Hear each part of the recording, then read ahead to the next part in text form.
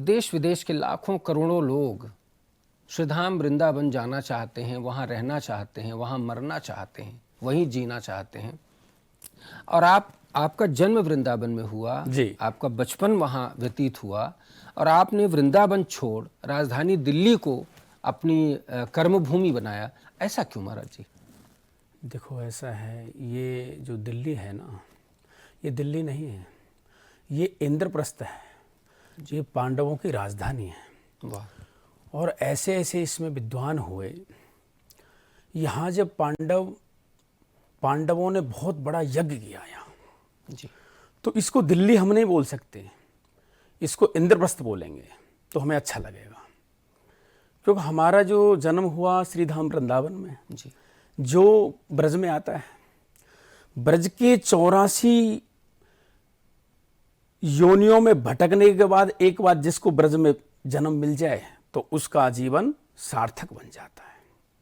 आपने प्रश्न किया कि वृंदावन छोड़कर हम दिल्ली आ गए, तो दिल्ली का एक औचित्य ये था, यहाँ ज्योतिष का पठन आगे ले जाना, ज्योतिष के बारे में लोगों को बताना कि ज्योतिष है क्या चीज।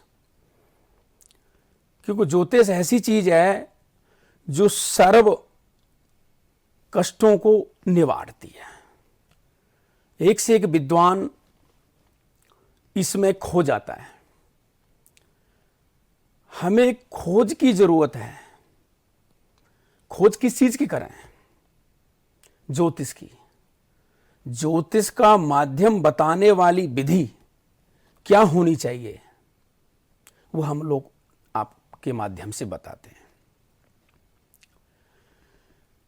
क्योंकि इंद्रप्रस्थ का मतलब क्या होता है, पहले आप ये जान लीजिए। जी, जी। इंद्रप्रस्थ का मतलब होता है कि जिन्होंने पांडवों ने यहां यज्ञ किया, जो भूमि यज्ञ से पवित्र हो जाती है ना, उसको हम पवित्र भूमि मानते हैं। तो मेरा माध्यम यही था कि यहां ज्योतिष को देश विदेश तक लोगों तक पहुंचाएं। क्योंकि दिल्ली देश की राजधानी है, बिल्कुल। और राजधानी के माध्यम से हम लोगों को यह प्रेरित करें कि ज्योतिष हमको जीना सिखाती है। बहुत लोग ज्योतिष में फंस जाते हैं। कारण क्या है? भटक जाते हैं। पर हमारे पास ऐसा सलूशन है जिससे हम लोगों के कष्टों को निवारण कर सकते हैं इसके माध्यम से। इसलिए हमारा इंद्रप्रस्थ आना हुआ श्रीधाम वृंदावन से। जी, बहुत सुंदर महाराज जी। और एक ये भी मन में प्रश्न है महाराज जी कि मैं कई वर्षों से आपके साथ जुड़ा हुआ हूँ जी, और देख रहा हूँ कि निरंतर आप देश विदेश में कथाएं करते हुए भ्रमण कर रहे हैं, लोगों को भगवान से जोड़ रहे हैं। तो व्यासपीठ की शोभा बन करके जो व्यासपीठ का जो आनंद है महाराज जी, जो प्रवचन और कथाओं का आनंद है, हजारों नहीं लाखों लोगों को मार्गदर्शन देना, भगवान से जोड़ना, भगवत भक्ति की अलख जगाना, उसके साथ साथ आपने मतलब कथा क्या आपके लिए संपूर्ण नहीं थी कि आपने ज्योतिष आदि माध्यमों का सहारा लेकर के और आगे बढ़ना स्वीकार किया? देखो आपका अच्छा प्रश्न है, पर ज्योतिष के माध्यम से ये है, लोगों को बताना चाहते हैं कि ये ज्योतिष खाली ज्योतिष नहीं है, ये लोगों के मन को एकाग्र करने वाला एक ग्रंथ है। इसको हम पंचम वेद भी कह सकते हैं। जो लोगों के इधर उधर भटकते हैं ना, उसके कष्टों को निवारण करने के लिए ये ज्योतिष हमने ये प्रचार प्रसार किया। व्यास गद्दी की महिमा एक अपार है। क्योंकि ठाकुर जी की जब कृपा होती है ना, तो जब ये दो चीज मिल पाती हैं।